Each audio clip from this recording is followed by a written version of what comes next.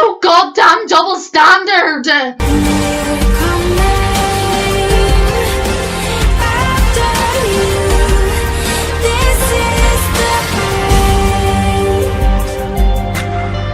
What's up, Shadowhunters, Angels, and Dark alike? And as I predicted, we're having to talk about this again. I must be psychic! Welcome to my fair and unbiased for episode 13 of Shadowhunters Season 2, Season 2B, whatever you're calling it. Those of Demon Blood. There's no double standard! I was patient with this argument when it came up on How Are Thou Fallen, but it's coming again. I knew it was coming. I don't know why I thought that it wouldn't. I don't know why I kidded myself into thinking that maybe people had gained some sense since How Are Thou Fallen, but no, they haven't. We're having to talk about this topic again. If anyone is a new subscriber who hasn't watched my video on How Are Thou Fallen, you can find it. It's called Shadowhunters is Not Homophobic. Yes, people were calling this show homophobic because of this. Basically, in How Are Thou Fallen, there was a scene where we saw Jace rolling around in bed with Kaylee, the fairy girl. It served the plot. It showed that Jace was trying to move on from Clary by sleeping with other girls without really considering feelings or anything. He was just sleeping with people. But in that same episode, Magnus and Alec went off to have sex for the first time. But people's problems were they didn't get to see it. They didn't get to see them rolling around in bed. And I was patient with this argument. Last time, I said that I understood and that I could get why people were upset, and I could at the time. I completely understood why people were upset with the fact that we saw Jace not having sex, but rolling around with a girl, and we didn't get to see anything of what Malik did together. And people were commenting on my video saying people didn't want to see the yucky gay men having their yucky sex. I'm like, I couldn't believe it. I was like, no one is saying, hold on, no one is saying that no one wants to see the yucky gay sex, and by yucky was only put forward by that commenter. I never said anywhere in my video, I never said yucky gay sex. I've never seen any of the Shadowhunters writers say yucky gay sex. This was brought forward by some of the people who were arguing the fact that there was a double standard. They used the term yucky gay sex. Can you actually believe this? No. I personally felt, for one, not seeing anything made it more special, but that's just me, and two, Jace's scene served the plot better than seeing Magnus and Alec having sex would have done. But I covered all that in the How Are Thou Fallen video. You can jump over there and see it if you like. Right now we're talking about Those of Demon Blood, and I think you know where I'm going with this. In Those of Demon Blood, we got to the end. Basically, at the end of Those of Demon Blood, Magnus and Alec have said I love you and they've reunited and all their troubles have been solved. Maya and Jace start heavy petting in an alleyway because they're both dealing with their own emotional demons, and they thought, well, you know what, fuck it, why don't we just fuck it? Like, literally. And it didn't really occur to me as I was recording first thoughts. I was like, fuck. Magnus and Alec only kissed, and we got to see Jace and Maya heavy petting. I wonder what argument this is going to cause. Right. Approaching this topic as sensitively as I can, I'm going to try again and reiterate some of the stuff I said in the How Are Thou Fallen episode. Seeing gay people having sex is something that is relatively new, especially on TV. It is not something that is very widely used yet. It's something that people skip over, and it'll be something that they'll avoid showing, and I get why that would upset some people. I really do. I was starting to get bothered with the amount of climbing stuff we were seeing while Magnus and Alec were having these interactions in their apartment, and it wasn't really going anywhere. But I've said before that I prefer the fluffy stuff over the smutty stuff anyway, and this argument to me is getting very tired, because one, this time it's just where I could see it in How Are Thou Fallen, this time it's just completely and utterly fucking stupid. I'm sorry. In the last episode, people were complaining that Alec didn't touch Magnus after having a traumatic experience that I did compare to rape, because they are pretty similar experiences, maybe in different ways, but they were definitely very reminiscent of each other. And yet people want them to be doing sexual stuff an episode later. How does that logic even work? And you know what would have happened? If they hadn't put something like that in, there would have been people complaining that they weren't considering Magnus's feelings, and Magnus had just went through a traumatic episode the previous episode, and yet they're making them have sex. There's always going to be people complaining about something, and they're never happy. No one is ever happy. Shadowhunters solves one stereotype, someone else complains of something new. I've seen people on Tumblr saying, I know that Shadowhunters has solved a lot of problematic things in the books, and I know that they've solved a lot of problems talked about a lot of problems in the real world, but they haven't addressed this particular issue that resonates with me. And I get it. People want to see their problems represented on TV, but they cannot. I'm sorry, they cannot address every little problem that people have, and every little problem that's in the real world, and every problem that people feel like is real and is a stereotype or an act of discrimination.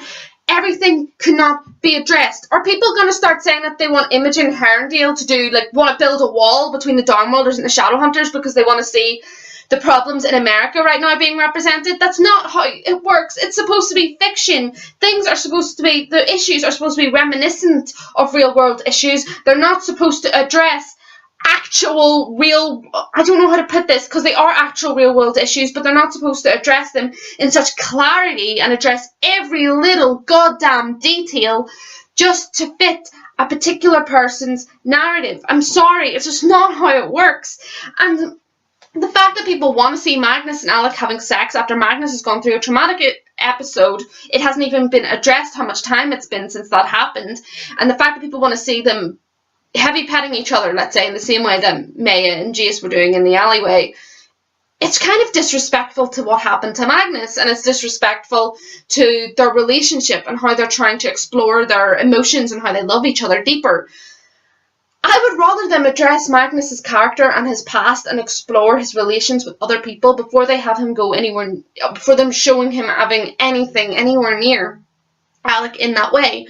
Because when it does reach that point, then it'll make their relationship more genuine and what they have more genuine, so that when we see what they're doing, we'll be like, this is lovely. It is a mutual, respectful interaction of intimacy and love between two men who really love each other and who have gone through ups and downs and who have such a deep connection with each other that this is so meaningful. Do you know what I mean? Maya and Jace doing what they did in the alleyway is a completely different situation to Magnus and Alec and this interaction that they had at the end. Did it make it noticeable how chaste their interaction was, that they had Jace and Maya doing that completely immediately after? Yeah, it did. I immediately noticed it, but I wasn't annoyed by it because it made sense to me. I don't know, maybe I'm weird and I think differently from everyone else, but it made complete sense to me why Jace and Maya were doing that and Magnus and Alec weren't. Because, as I say, traumatic experience, previous episode, does no one remember this? No? Am I the only one who's remembering this?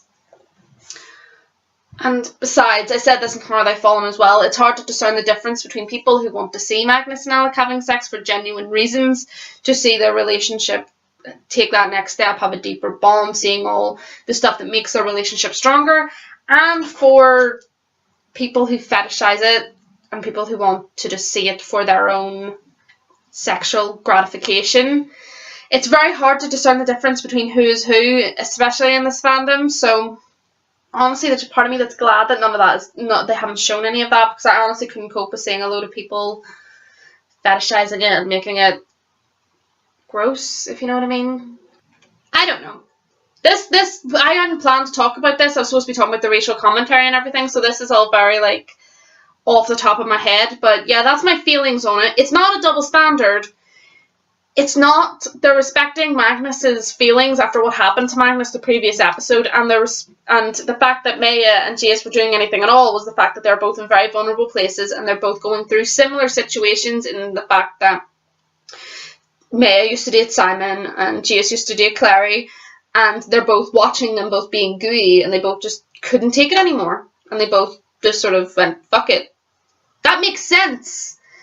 It doesn't make sense for Magnus to have been traumatized to the point of having flashbacks of things that he wanted to hide in the previous episode, and for him to just immediately go, yeah, I'm going to jump into bed with Alec, as if it had no, like, ramification on me whatsoever. The show writers thought about this. They didn't just think, oh, well, you know, people want to see Magnus and Alec doing it, so even though we wrote that Magnus went through this experience in the previous episode, we should just have them jumping into bed together. Because fan service. Honestly, the second that the show starts doing fan service, I'm really going to shut down, because I can't. The books went in that direction, and I can't handle it if the show did. It's just cringy, and it's easy to see, and I just really hope that they stick to their guns with this. Sure, they've made mistakes. They've made a lot of mistakes in the show, but nothing's perfect, and I am perfectly happy with the direction that they're taking this. So I really hope they stick to their guns, and they don't let the fans, who probably continuously tweet them about how they see these double standards and the show's homophobic or racist or xenophobic or blah blah blah blah blah. I really hope they don't succumb to that, because so far they're holding to their guns and writing what they want to write and what they feel is the right way to go, and it's going well. It's logical, in my opinion. It's logical. So yeah, no double standard. Sorry, not sorry. Double standards are bad, so I'm not sorry. So, on to the actual point of this video. I want to talk about the racial, LGBT, and religious commentary in this episode. This episode is probably going to be a bit longer, because I said this in first thoughts, because there's a lot to get through. So, let's start. Racial commentary. The racial commentary in Those of Demon Blood was the fact that the Shadowhunters were acting out of fear, and they wanted to track the Downworlders. They wanted to do this because there was somebody killing Shadowhunters and carving out their runes and make it look like it was a Downworlder attack. And if they're making it look like a Downworlder attack, it is pretty obvious that they would think it was Downworlders. But they don't know which Downworlders. They don't know who or what or why. All they know is that there's these bodies that are showing up looking like they've had their blood drained, or they've been scratched by a werewolf, or that they have been laced by a Seelie. That's all they know. And that their runes have been carved out. And their runes being carved out is something that I don't know the right way to explain this, but the runes are like everything to the Shadowhunters. It's how they do what they do, and how they can train and live their everyday lives. They need their runes, so seeing them carved out was very daunting and galling, and it was probably something that they only experience very rarely. Sometimes people get stripped of their marks, but that's by Shadowhunter order. So this is something that they've never really, I wouldn't say never really encountered before, but it's very rarely encountered. So obviously, the first thing that they were going to have was fear, and they were going to panic. And the first thing that Imogen decided was, well, we got to track them. We got to know where they all are. Because if we don't, then more Shadowhunters are going to show up dead. And that's where the real meat of this starts. Tracking people takes away your privacy. It takes away your rights as a human being, or as a being in this case, because they're Downworlders, like a being of sentient thought and emotion. It takes away your rights as that, because they'll know where you are all the time. They'll know where you are and what you're doing, and just they're watching you. You'll always know that they're watching you, so that they can know what you're doing at all times. And sure, if they did it to every Downworlder, they probably would have caught Kaylee pretty fast. But to catch one person, they're sacrificing the privacy of all of them, of all of the Downworlders. And that is just not an option. As I said, it takes away their rights, as if they don't deserve the right to privacy, as if they don't deserve the right to live their lives without being over constant watch by the Shadowhunters. You know, it's the Shadowhunters kind of using their power to force something on the Downworlders that they don't want, and they have no control over it. The Shadowhunters sort of police them. If the Shadowhunters had decided that this was something they were going to do, if Jace hadn't have stopped, if Luke hadn't kicked them out, if they had actually went and decided they were going to track the Downworlders, then there was nothing they could have done to protest against it, because the Shadowhunters have more power than them. The Shadowhunters are the figures of authority. They're the one. If they decide, oh, we're going to track you, then then there's nothing they can do to stop it, except for revolt, which is exactly what Luke said. And on to Luke. Luke finally chose the pack over Clary. I'm sorry if you love Luke. I love Luke too, but he had an awful fucking habit of these past 2 seasons of choosing Clary over his pack. But he finally didn't. He finally said, this is not about Clary, because it's not. Clary does not make it more important the fact that this is a fucked up thing that they were doing. Because it could have so easily Jace went like, but this person has attacked Clary, and Luke would have went, oh fuck Clary, well then you have to track him. We have to find out who hurt Clary. It could have easily turned into that, and it didn't. Because we saw it last season when he decided to lock Maya in a room so that she wouldn't kill Clary. We saw that Luke does choose Clary over his pack quite a lot, but finally in this episode he chose not to. King Luke has finally taken control and said, fuck no, Clary is not that important. I don't care that I raised her. These are my people, and what they're doing is fucked up and wrong, because it is. It's the people with power forcing themselves on the people without the power just so that they can solve their own problem and find out who's killing their people. And sure, the fact that Shadowhunters were being murdered by Kaylee was fucked up, especially since she was carving out their runes to kill them. We saw that when she had started on Max. She wasn't just killing them and then carving out their runes. She was killing them by carving out their runes. That's pretty fucked up. But as I said, you can't punish every downloader just to find one. It's not how it works. It's common knowledge. Obviously not to Imogen, but it's common knowledge. You can't punish a big group of people just to try and catch one. Because obviousness. We also saw that the downloaders don't want to repeat the Shadowhunters' old behaviours. When Isabel was talking to Raphael, he explained that whoever was killing the Shadowhunters were obviously taking their runes, because back in the day the Shadowhunters used to hunt the Downworlders for sport, and when they caught them they used to take their fangs, their fangs, their claws, anything that they wanted, just sort of for their collection, sort of like a trophy cabinet kind of thing. And Raphael said that they would never do that because it was done to them before, and they would never subject a person to that, no matter who they are or what their status is. They would never do that because they know the pain that such an action would cause. They know how important the runes are to the Shadowhunters, in the same way that their fangs and their claws, etc., were important to them. And not all Shadowhunters are bad bastards. We know this, and Raphael knew this, and so did Meliorn. The fact that this was happening, they knew was fucked up, and they were teaming up with Isabel to find out who it was. Even Meliorn was doing it, even though he knew that it was a Steely, because not all of them are completely and utterly against the Shadowhunters. Even when this tracking idea was introduced, they were like, whoever's doing this is fucked up. We don't care that they're Darnwelder. We don't care that they're part of our people. It's fucked up what they're doing, and we're going to help you find them. And if Imogen had have suggested that from the start, Keely probably would have been caught a lot faster. If she had suggested the Shadowhunters team up with the Darnwelders to try and find out who it is attacking the Shadowhunters and carving out their runes, then Keely wouldn't have stood a chance. Like, Alec could have easily teamed up with Magnus instead of asking for his DNA. Clary could have got Simon on board. Isabel could have got Raphael and Meliorn. It could have been so easily fixed, but immediately, out of fear, Imogen just immediately jumped to, well, we gotta track him then. We gotta find out where they are all the time. And that's exactly what it was. It was an act of fear. And this was clearly articulated in the conversation when Maya was brought in, for no reason whatsoever, just for the fact that she was near the crime. This was pretty much made clear when Maya was dragged in, and it was said to Imogen, you're doing this out of fear. And can we appreciate the importance of that line when Maya said that she's been stopped by the cops a lot just for simply being black, but she thought the Shadowhunters were more evolved than that? Dropping the truth bombs down in here, I see. This is one of the many reasons why I like this episode. Imogen did this out of fear, and she could have so easily sat down and tried to think logically about it and think, okay, well, we can team up with them and we can all sort this out together. But she didn't. She just immediately went, oh shit, we have to track them. We have to find out where they are all the time. We can't have any more Shadowhunters dying. We're more important.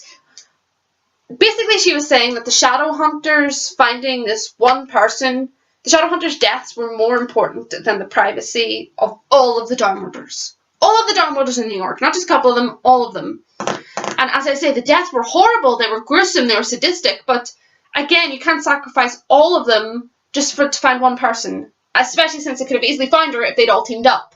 So all of this all contributed to the racial commentary of the fact that the Shadowhunters don't treat the Darkmothers as equals. They think that they can push whatever they want onto them and they won't complain, and they think that this is what they can do, and I think this is going to lead on and become probably a reason for them to revolt. I think this is most definitely leading to a revolt, and if the Shadowhunters keep pulling shit like that, then I'm really not fucking surprised, you know? LGBT commentary. The LGBT commentary on this episode was fire as well. Why? Because it killed a bisexual stereotype. For Magnus, it killed a stereotype that bisexuals just want everyone. Bisexuals will be cheaters if it comes to it. They will cheat on their partners because they love both genders. So that must mean that they just want to fuck everybody. So even if they're in a relationship. And there's also a stereotype that bisexuals are polyamorous, that they'll be in multiple relationships with multiple people of different genders, and they aren't faithful. This episode killed that right on the spot when Dot tried to kiss Magnus, and his line, "I am more of a one soul at a time kind of guy," was just beautiful. It just killed it in one sentence. It was absolutely just perfect, and there's not much else I can really say about the fact that it killed a stereotype that needed addressed, and Magnus is faithful and he loves Alec, and even after all of this, people still complained about the Alec in this episode, but you know how I feel about that, so it was great. It was amazing, and I loved it, and I just thought it was an excellent way of describing bisexuality, falling in love with souls before gender, or souls before sex. I just thought it was Dot's interactions with Magnus were very interesting in this episode, and I thought it added to finding out more about how Magnus interacted with people in the past and how he interacted with Dot, and I just thought it was very nice. I really liked it, and it killed a stereotype, which, you know, all those stereotypes need killed. You can never have enough stereotype killing, so it was really good. Alex stands up against Imogen as well when she implies that his relationship with Magnus is clouding his judgment, and he admits that, well, yeah, it was a warlock who told me that I should follow my gut, but that doesn't mean it's a bad thing. Imogen was implying Alec being in a relationship with Magnus was clouding all of his judgment when it came to Darkmoor issues, and he was like, no. In a way, it gives him a better insight into the Downworld and how the Shadowhunters treat them, especially since how upset Magnus was when Alec asked for his DNA. So, I like that. I like that a lot. We all know that Alec has been struggling a lot with choosing between orders and what's right. And now that he's head of the Institute, I definitely feel like he's going to be trying to work harder to do things better and go away from what Imogen has done and try and take control of his own. And I definitely think that, I hope at least, that more homophobia will be addressed, because you can't build up a world to be homophobic and then have no homophobia, if that makes sense. So, as I said in First Thoughts, I feel like this is going to lead on to people having a problem with Alec's authority and probably challenging him a lot because they don't want to take orders from a gay man in a relationship with a Darkmoor. So that would be racial and homophobic commentary right there in one little plot line, so that should be interesting for sure. I'm going to talk like a minute about the religious commentary, because I said this in First Thoughts, but not everyone watches First Thoughts and Fern and Unbiased, so I want to make sure I did address this. Simon talks about his bubby in this episode and her experience in World War II at the hands of the Nazis. And it addressed Simon's Jewish heritage, which is always good. And just the fact that it was brought to light that these events that are happening are very reminiscent of that was good. And if you want to see more of my thoughts on that, I've talked about it more in First Thoughts. It's just this video is dragging on a bit long, and I don't want to end up boring people to death by talking about something that I've already talked about before. So hop on over to First Thoughts if you want to see what I thought more of Simon talking about his Jewish heritage. Clary didn't bother me as much in this episode. Neither did Kleiman. But that's mainly because they weren't there, so hopefully they won't be there as much now, and we'll just get to see all our favourite characters just doing what they want, Maybe we'll get to see all our characters just being awesome, and Clary and the Kleiman and all that gross stuff will be just, except I'm wrong, because the next episode is the Sealy Court. So that's it for this week, Shadowhunters, Angels, and Darkmoor. This video was very long, but I did say it would be because there was a lot to talk about, so I know I definitely didn't cover all bases, but if I missed anything out, mention it in the comments. We can discuss it there, or I'll maybe make a mop-up video sometime talking about other stuff that was mentioned in this episode. But until then, Shadowhunters, Angels, and Darkmoor alike, remember, no double standard. Not yet.